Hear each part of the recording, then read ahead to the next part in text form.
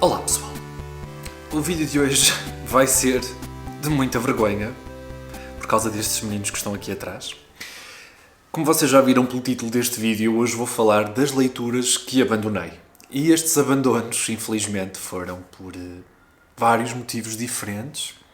No entanto, eu penso que, na maior parte dos casos, se trata do mesmo motivo, que é simplesmente o sentir que a leitura não está a avançar por qualquer motivo, não é? Muitas vezes a vida coloca-se pelo meio e impede-nos de realmente dispensar o tempo que gostaríamos ao ato de ler.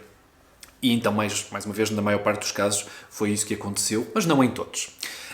Portanto, em algumas situações tem aqui alguma justificação, talvez um bocadinho mais válida. Vamos então começar e perceber que livros, não é? Eu escolhi 10, é que eu abandonei. Vamos começar então com uma escolha mais justificada. Portanto, eu aqui escolhi O Levantado do Chão, já falei deste livro, vocês já sabem porque é que eu abandonei. Um tédio que eu estava a achar esta leitura. Não estava a ser para mim. Eu sei que é um dos livros preferidos de muita gente, é o livro que realmente inaugura o estilo do Saramago, que ele depois viria a aprimorar nas obras seguintes. Obviamente que não me vou ver livro do livro, não é? Muitas vezes era isso que acabava por acontecer. Quando eu vejo que o livro não é para mim, eu simplesmente dou-lhe novo destino. Não vai acontecer com nenhum destes livros, ok? Portanto, não se preocupem aqui com o rumo do Levantado do Chão.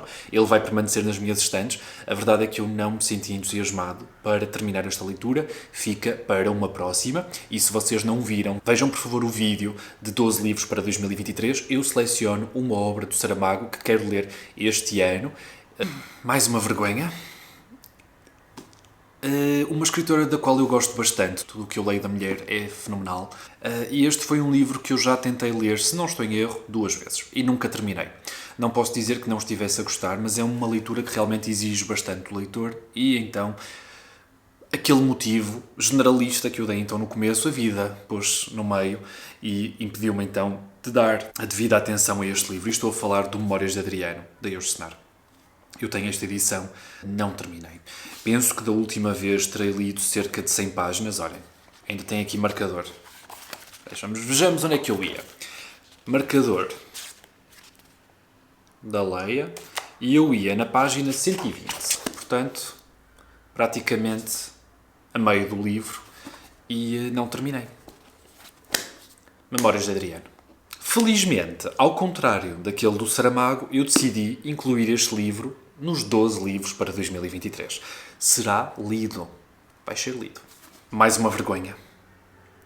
Eu já falei tantas vezes naquele livro de contos do Melville, Billy Budd, o Bartleby, mesmo até o Benito Sereno, que eu não gostei assim tanto. Eu gosto muito dessa coletânea de contos, adorei alguns desses contos. Na verdade, tenho o Bartleby, por exemplo, como, no meu entender, um grande exemplo então de grande literatura.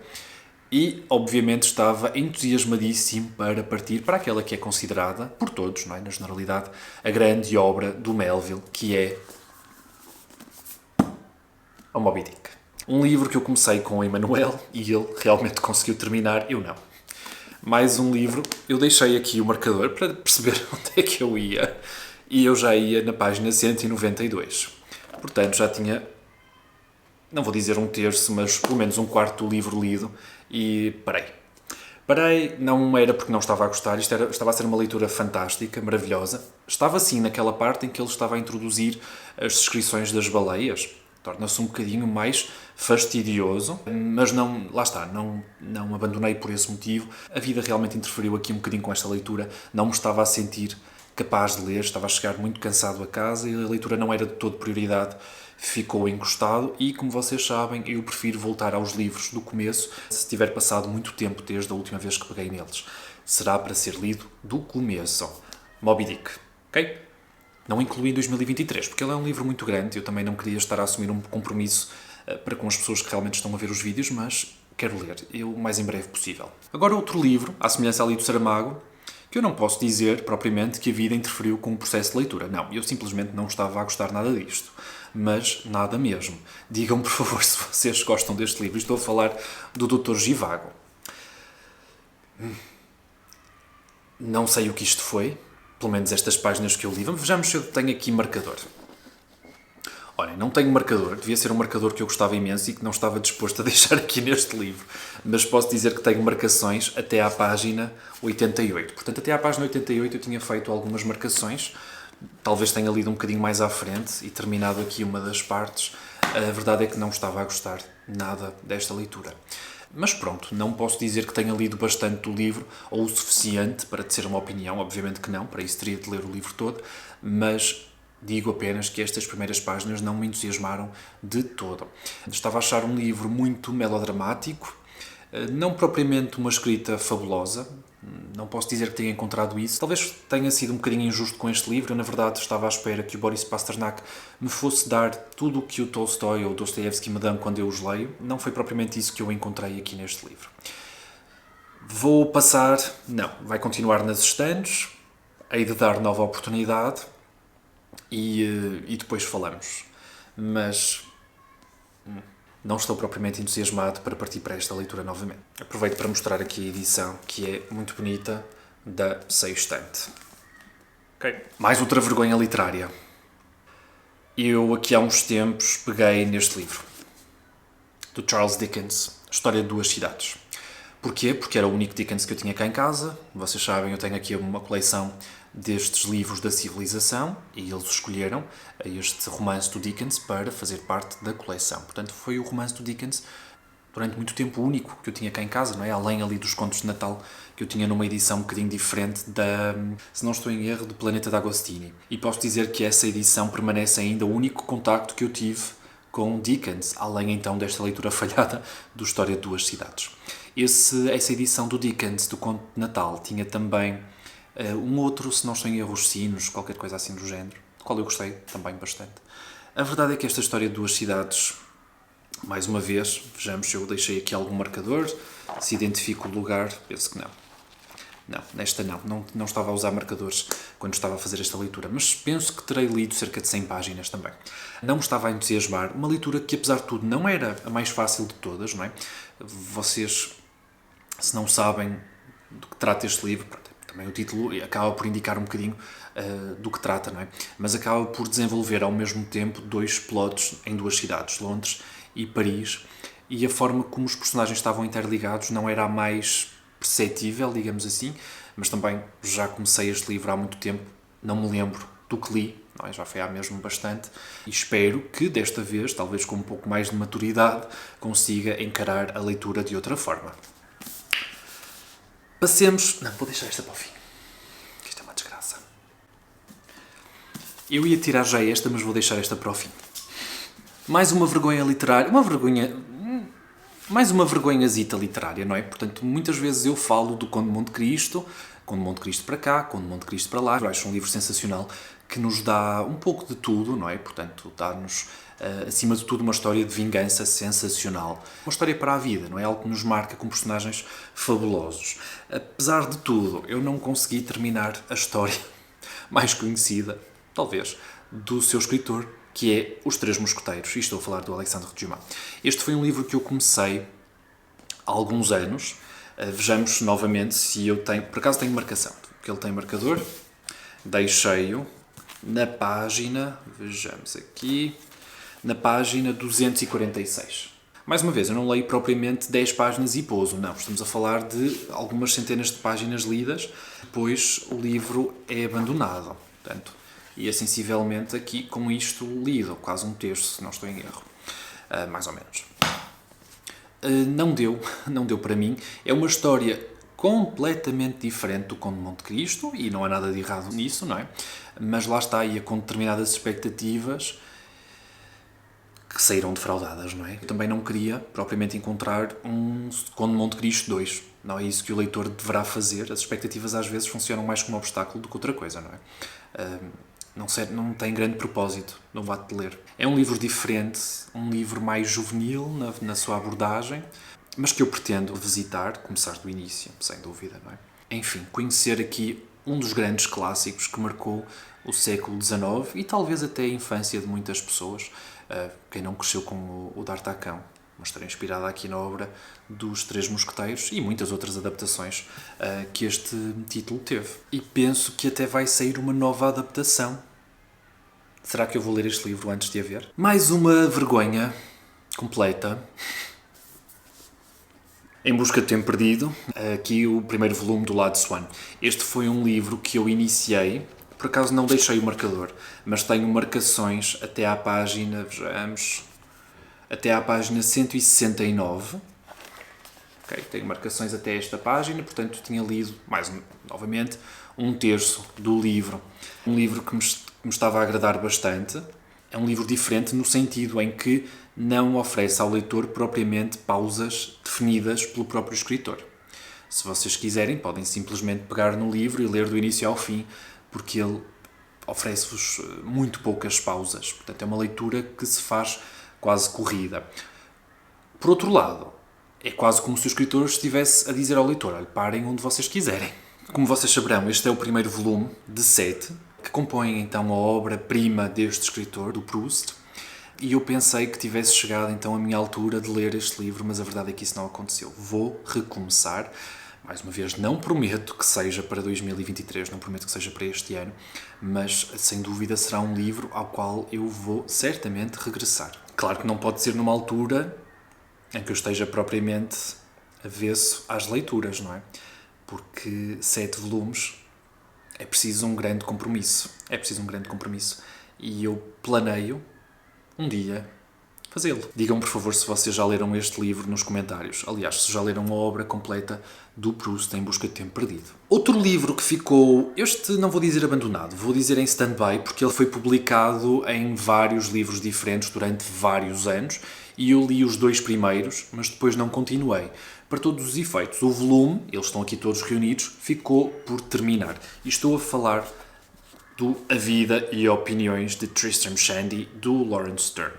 Este é um livro muito, muito, muito diferente. Um livro que antecipa muito daquilo que depois virá a ser desenvolvido na literatura ali do princípio do século XX, através, por exemplo, de escritores como Joyce. É um livro muito fora da caixa, um livro que é contado por um narrador quando o livro começa ainda não nasceu sequer. Só por aí já é uma coisa fantástica, não é?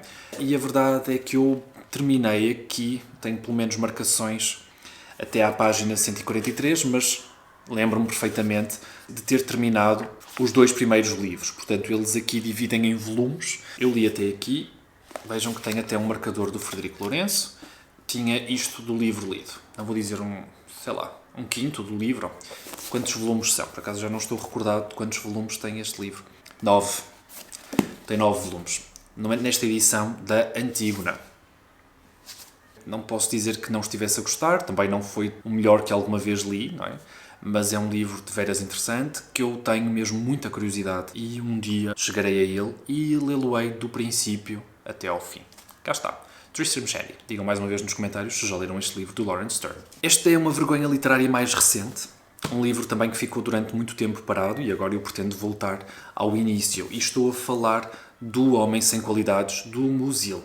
Portanto, como vocês podem ver aqui, eu já tinha várias marcações. Eu já ia sensivelmente, não vou dizer a meio, mas muito perto do meio, ali na página 333, no capítulo 60, Excursão ao Reino da Lógica e da Moral. Portanto, já ia aqui, caiu o marcador. É aqui o marcador. Era um livro do qual eu estava a gostar bastante, mesmo muito, apesar de não ser uma leitura fácil. Era uma leitura agradável mesmo. E depois o livro, pela própria forma como está estruturado, não é? Capítulos muito curtos, convida muito à leitura. Apesar de tudo, não é o livro com o plot mais delineado de sempre, ou mais entusiasmante de sempre. Não é de todo, não é? É um livro que foge muito ao seu tema central e mesmo ao seu personagem principal, pelo menos das páginas que li. É um livro muito diferente do normal, nesse aspecto. Mas era uma narrativa que eu estava a gostar bastante de ler. Infelizmente parei, talvez porque sentisse que não estava a avançar o suficientemente rápido na leitura e tenha preferido um livro diferente, ou muitas vezes quando eu começo vários livros ao mesmo tempo, dou inevitavelmente preferência a um deles e o outro acaba por ficar esquecido. E se isso acontecer mais do que uma vez, eu já vou sentir necessidade de voltar ao livro do princípio. Por isso sim, considero esta leitura uma leitura abandonada.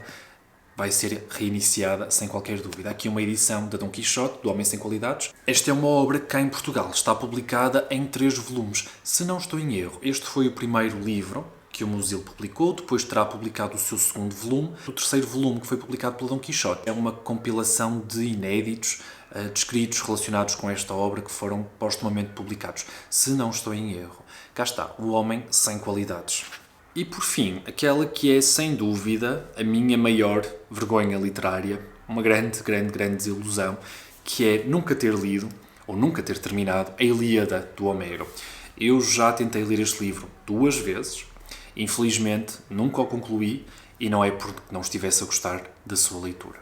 Este é aquilo que eu posso, ou tenho quase como garantido, depois da sua conclusão, tornar-se um dos grandes livros da minha vida. Infelizmente ainda não terminei de o ler, mas tudo o que li, gostei mesmo muito. Tanto que tudo acerca deste mundo, tudo acerca desta história me fascina, e o facto de ter lido depois várias outras obras inspiradas aqui, no que aqui está contado na obra de Homero, me tenham também fascinado bastante. Sinto uma grande desilusão de nunca ter terminado o poema épico do Homero. Um dos marcos da literatura, não é? Uma obra que influenciou tudo, não é? Porque é quase incontornável as obras que vieram depois não terem como algo, pelo menos como inspiração, este poema épico do Homero. Não vou assumir nenhum compromisso em vídeo, mas é óbvio que quero ler. Um livro que por acaso até está em duplicado agora aqui nas estantes.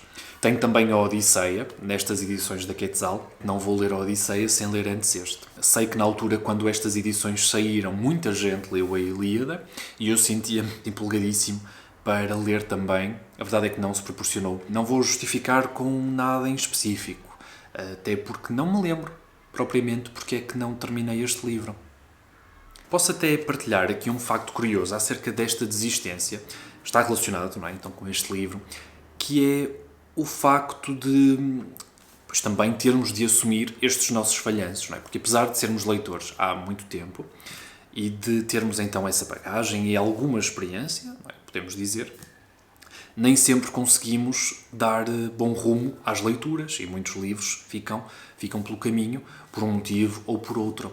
E em relação aqui à Ilíada, eu posso dizer que o facto de não ter terminado este livro talvez me tenha impedido, em certa medida, de voltar ao BookTube mais cedo. Isto porque, sempre que eu partilhava uma leitura que estava a fazer, tanto no Goodreads como aqui no canal, inevitavelmente eu sentia não só um grande compromisso para comigo mesmo, não é? Mas também um compromisso para com as pessoas que estavam a ver e que depois sentiam que em breve iriam ter uma opinião, alguma discussão acerca daquele livro. E talvez esse facto, o facto de ter abandonado este livro, me tenha então impedido de voltar mais cedo aqui a fazer vídeos.